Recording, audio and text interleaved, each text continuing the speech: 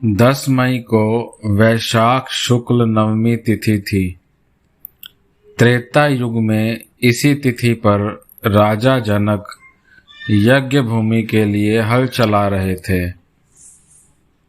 उस समय खेत में से उन्हें एक कन्या मिली थी जिसका नाम सीता रखा गया। उस दिन मंगलवार था। हल की नोक को सीता कहते हैं। हल की नोक से देवी सीता प्राप्त हुई थी, इसीलिए राजा जनक ने कन्या का नाम सीता रखा था। राजा जनक ने सीता को पुत्री माना था। इस कारण देवी का एक नाम जानकी भी प्रसिद्ध हुआ। जनक का एक नाम विदेह था। इस वजह से सीता को वैदेही भी कहते हैं। एक दिन बचपन में सीता ने खेलते खेलते शिवजी का धनुष उठा लिया था। राजा जनक ने उस समय पहली बार समझ आया कि सीता दैवी कन्या है। उस समय शिव धनुष को रावण, बाणासुर आदि कई वीर हिला तक भी नहीं सके थे।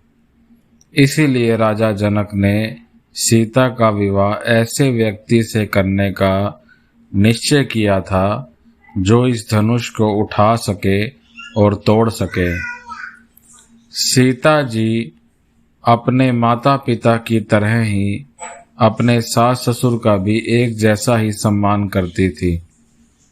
वनवास की शुरुआत में भरत के साथ कौशल्या, कैकेयी और सुमित्रा के साथ ही अयोध्या के लोग भी श्री राम के पास वन में पहुंचे थे। इनके साथ देवी सीता के माता पिता भी आए थे।